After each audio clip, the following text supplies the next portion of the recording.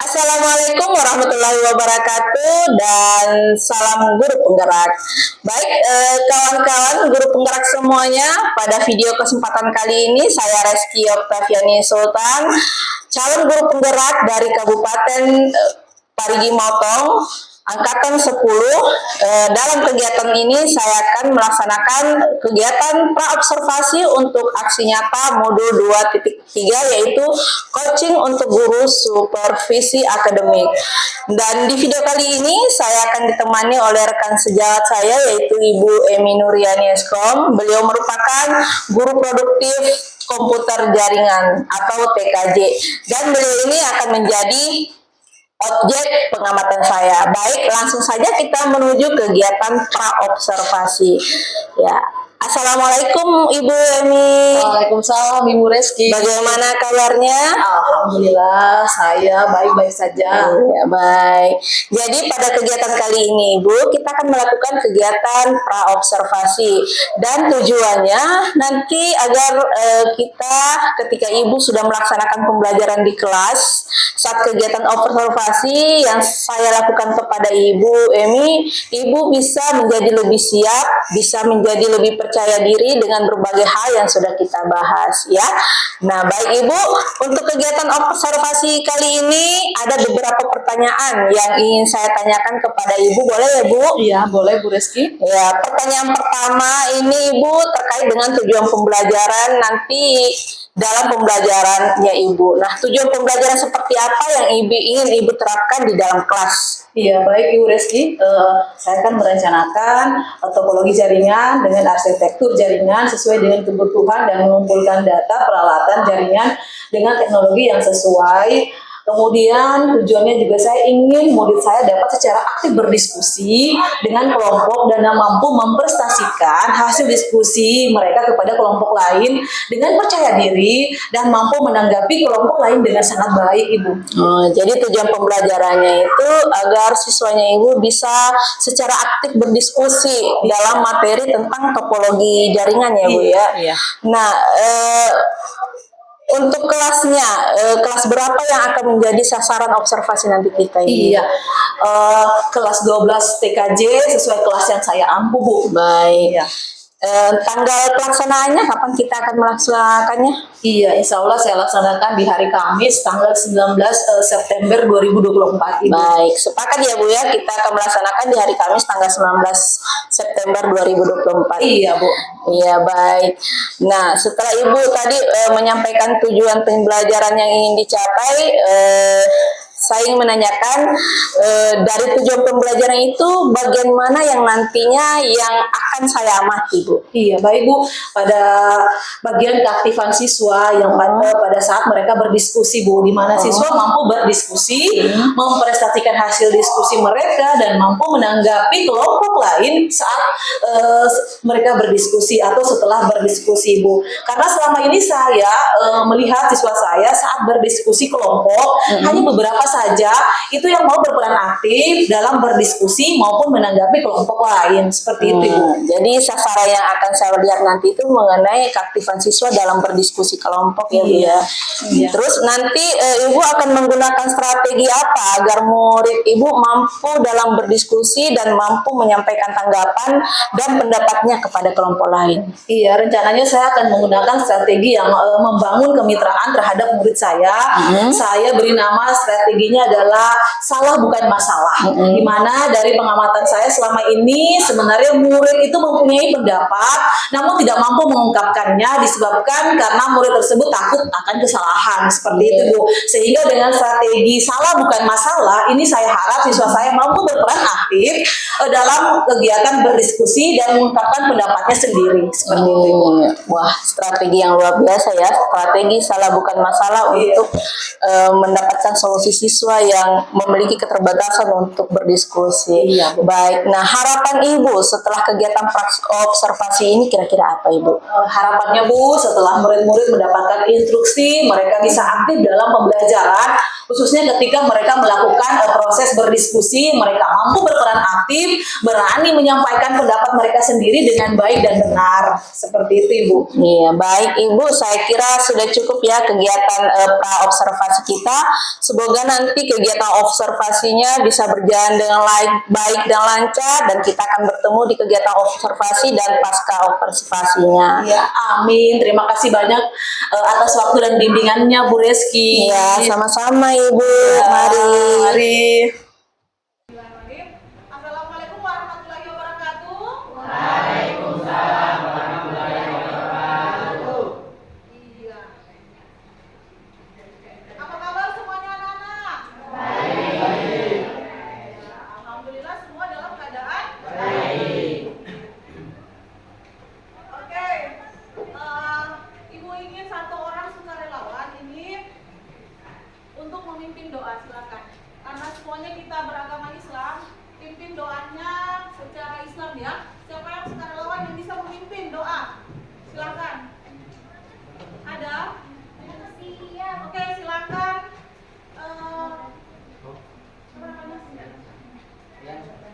Haryansa, silakan Haryansa memimpin doa pada pagi hari ini.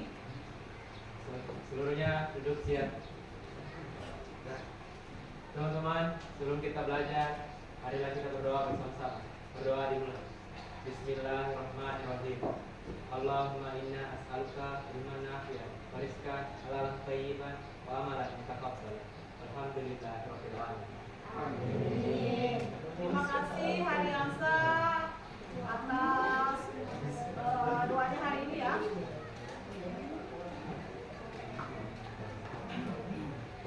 Ibu mau ngecek hadiran hari ini, ada yang tidak hadir? Siapa saja yang tidak hadir? Arian Zeti, Muhammad Razif, Farisa, siapa lagi? Priti, 4 orang ya, dari 32 siswa, 4 orang yang tidak hadir pada hari ini. Aida, berarti 5 orang ya. Ada informasi tentang mereka? Berapa? Ada informasinya? Siapa itu? Marisa, kenapa? Sakit? Ya.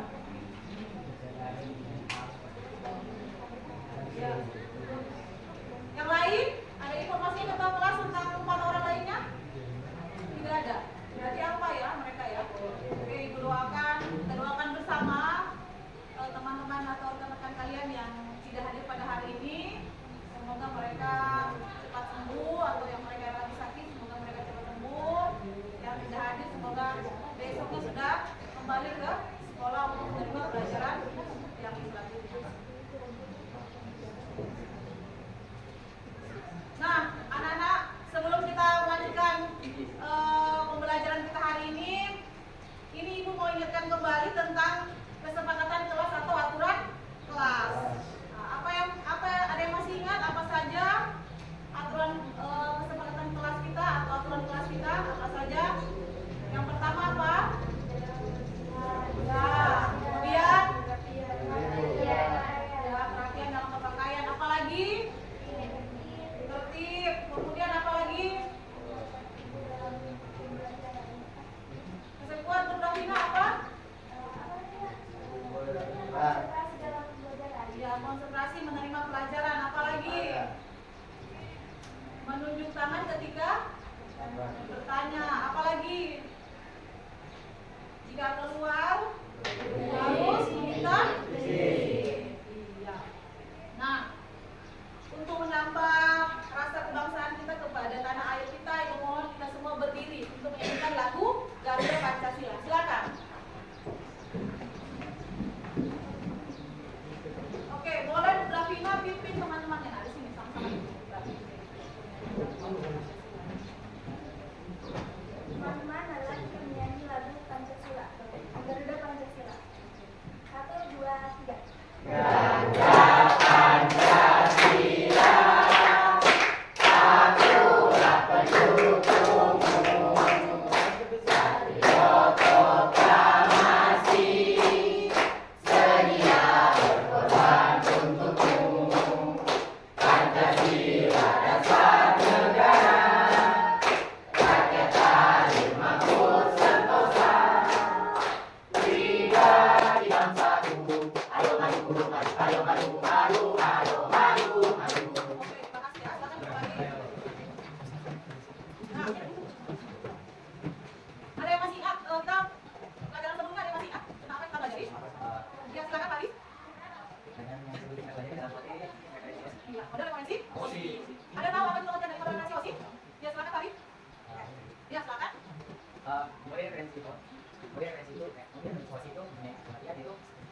Konsekuensi sistem information atau adalah standar komunikasi yang dimana diatur di dalam sebuah dengan mudah. Benar ya, terima kasih Pak Hari. Kita berikan tepuk tangan kepada Hari. Salut. Jempol kiri, dua jempol, salut. Iya, terima kasih Pak Hari. Jawabannya benar bahwa komunikasi itu adalah sebuah standarisasi yang digunakan untuk mengkomunikasikan dalam sebuah jaringan komputer. Nah, sebelum kita lanjut pada ini materi, kita melakukan speaking dulu. Speakingnya seperti ini ya. Silakan berdiri, kita melakukan speaking. Silakan. Boleh sama orang pimpin. Kunci boleh sih. Speakingnya ini itu Aisyah sama boleh. Ya, silakan kunci. Ya, oke, silakan. Ayo, kunci, silakan. Silakan. Speaking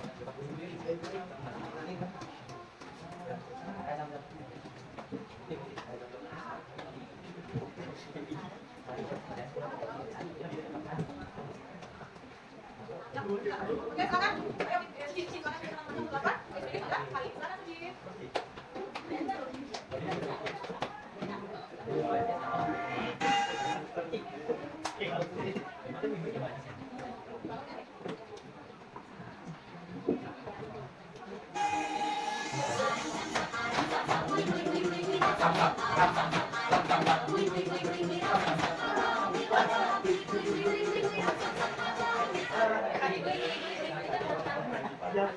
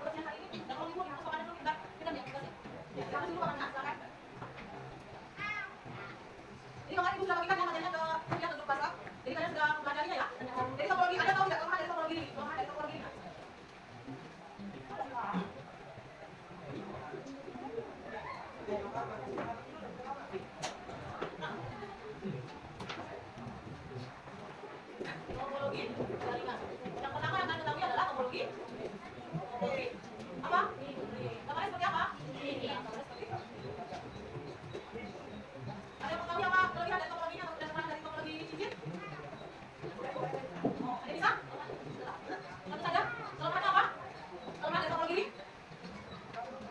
Jadi kelemahannya adalah ketika user mengirimkan data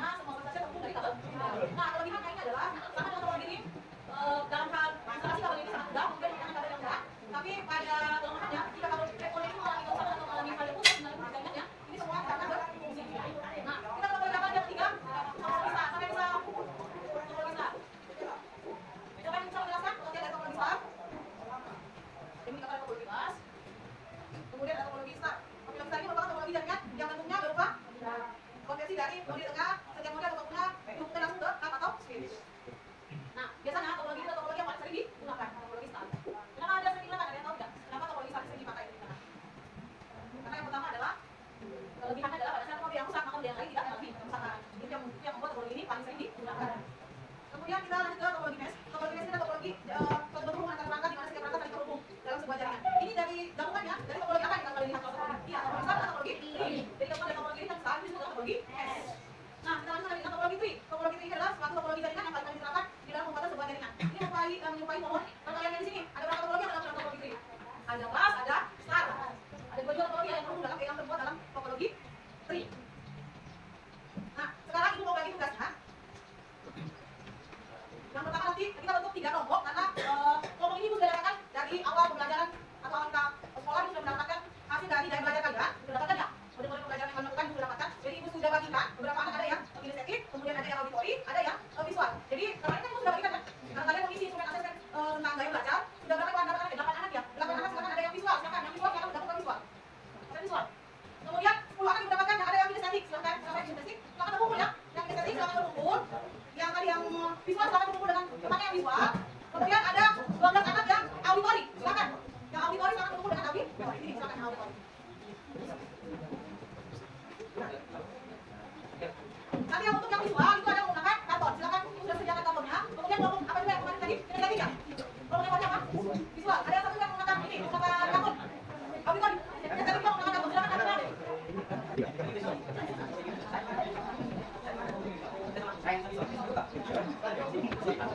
Video hari ini.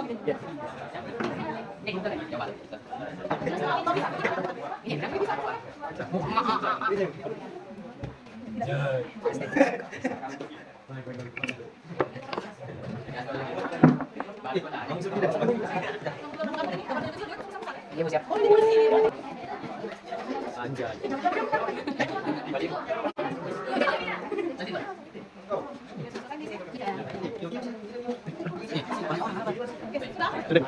Oke, ayo semuanya kalau sudah selesai mengerjakan dengan PD-nya kembali ke tempat masing-masing. Silakan. Nah, kelompok sampai sudah selesai. Silakan. Silakan kelompok inisiatif untuk menentukan hasil belajar anda. Yang lain. Oke, boleh. Assalamualaikum warahmatullahi wabarakatuh. Kami dari kelompok yang belajar kinestetik, kami akan mempresentasikan hasil diskusi kami tentang model referensi OSI. Open System Indonesia, OSI adalah standar komunikasi yang diterapkan dalam dan sepanjang menyebabkan seluruh alat komunikasi dapat saling berkomunikasi melalui jaringan. Model lain OSI ada 7 yaitu physical, data link, network, transport, session, destination, dan information. Topologi adalah suatu bentuk untuk mengembangkan dua komputer atau unit dengan menggunakan kartu maupun tanpa kartu. Jenis-jenis topologi jaringan yaitu topologi kelas, topologi star, topologi link, topologi mesh, topologi tree. Terima kasih. Oke, kita berikan tepuk tangan yang murah kepada kelompok inisiatif. Sekian dari presentasi kami. Wassalamualaikum warahmatullahi wabarakatuh. Oke, selanjutnya ada yang sudah selesai. Yang auditori silakan. Assalamualaikum warahmatullahi wabarakatuh. Kami dari kelompok belajar yang menggunakan auditori akan mempresentasikan materi dan judul topologi bus. Topologi bus yang banyak digunakan pada masa penggunaan kabel, spasi, Topologi yang banyak digunakan pada masa penggunaan kabel, spasi, dengan menggunakan teknik network maka kemudian atau menggunakan jaringan lain yang bisa dengan mudah menghubungkan satu sama lain. Kurang dari topologi bus ini, kaitannya pada kabel utama, berisi data, stabilitas, kelebihannya mudah dijangkau, banyak digunakan, dan dia terkenal panas. Cara kerja topologi bus ini belum dapat menggunakan dan terdapat kejadian fisik terhubung ke satu kabel tunggal atau bus untuk mengirimkan data ke semua node terhubung lainnya. Ciri-ciri topologi bus ini, node yang dihubungkan secara serial sepanjang kabel pada kedua ujung kabel ditutup dengan terminator. sekian dari kami. Assalamualaikum warahmatullahi wabarakatuh. Waalaikumsalam.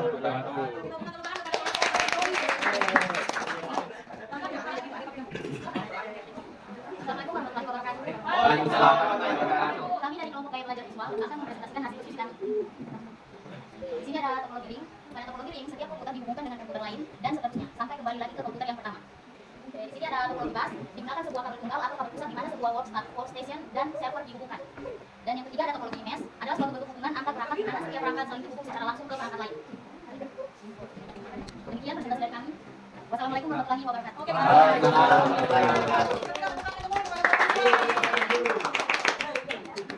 tiga kelompok belajar dari visual, auditori, kinestetik, dan terima kasih telah menyampaikan hasil kajian dengan tadi. Nah, untuk bentuk pelajaran belajar hari ini, ibu ingin satu orang merefleksikan. Sudah salah, ulang dulu. Ada itu. Orang siap? Oke, sudah? Ulang ya?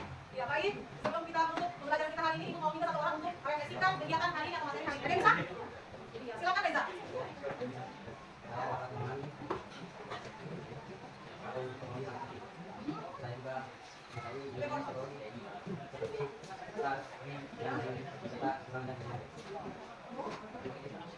Lagi Reza? Jadi menurut Reza, kegiatan pembelajaran kita hari ini mengenai topologi jaringan adalah Reza telah atau kalian telah memahami pengertian dari topologi, cara kerja topologi, definisi topologi, dan penggunaan topologi. Ya. Nah, sebelum ini kita akan lakukan satu refleksi yang namanya adalah kegiatan teknik pernafasan dengan kesadaran mindfulness. Ya. Jadi mau minta pada kalian untuk berarti dari segala aktivitas yang ada. Ya. Seluruh siswa berarti dari seluruh aktivitas yang dilakukan. Berarti sejenak. Nanti kita akan melakukan kita melakukan cara praktik stop agar murid merasa lebih rileks setelah melaksanakan pembelajaran dengan langkah yang pertama adalah stop, berhenti melakukan kegiatan, kemudian take a deep breath, tarik nafas dalam-dalam, kemudian konsentrasi, amati yang dirasakan tubuh, kemudian proses, lanjutkan apa yang dilakukan. Oke, ayo semuanya menghentikan seluruh kegiatan sejenak. Fokus dulu, fokus, kita fokus. Yang pertama adalah tarik nafas yang dalam, kemudian hembuskan. Ulangi yang serius. Yang pertama adalah tarik nafas dalam-dalam. Rasakan sampai ke dada, kemudian lepaskan secara perlahan. Ulangi semuanya 3 kali.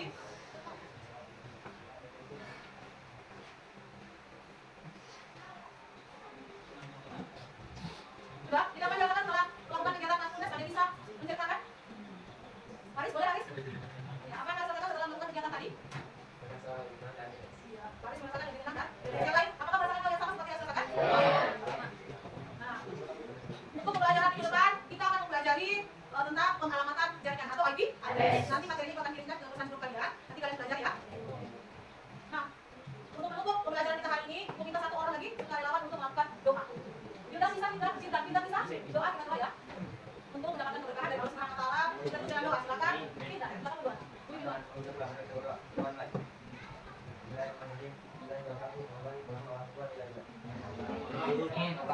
Pada hari ini kita bisa di selain refleksi dari siapa namanya ini? Dari Reza ada refleksi tentang ini. Oke, silakan kembali ke kelas dengan catatan kalau jam 1 pulang dia bilang pas jam 1 kenapa disuruh pulang? Kalau ada kegiatan apa namanya ini BKWR bilang orang mau buat kegiatan BKWR itu masing-masing makanya pasti suruh pulang. Paham? Kalau jam 1 ibu bilang ini jam 1 salah antar pulang saja. Kalau ditanya nanti sama-sama ibu jawab pulang ke sana. Nanti pas sorry berhenti itu nanti berhenti.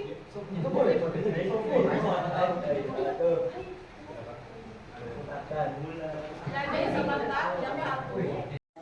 Assalamualaikum warahmatullahi wabarakatuh, Bu Emi. Waalaikumsalam warahmatullahi wabarakatuh, Ibu Reski. Baik, apa kabarnya hari ini? Alhamdulillah saya dalam keadaan sehat walafiat. Ibu Reski bagaimana? Alhamdulillah baik juga. Jadi Ibu Emi, setelah kita melakukan kegiatan pra-observasi dan pasca observasi minggu kemarin, dan pada sesi ini kita akan melakukan kegiatan pasca observasi. Ya, sebelum saya melakukan pasca observasi, saya ingin membacakan dulu tujuan dari kegiatan kita ini, yaitu tujuannya itu Ibu dapat merefleksikan dan juga memberikan umpan balik sebagai upaya untuk mengkondisikan tindakan atau rencana ke depan terkait dengan perbaikan pembelajaran di kelas. Baik. Jadi Ibu akan ada beberapa pertanyaan yang saya lontarkan kepada Ibu. Apakah Ibu bersedia? Bersedia. Baik, ya.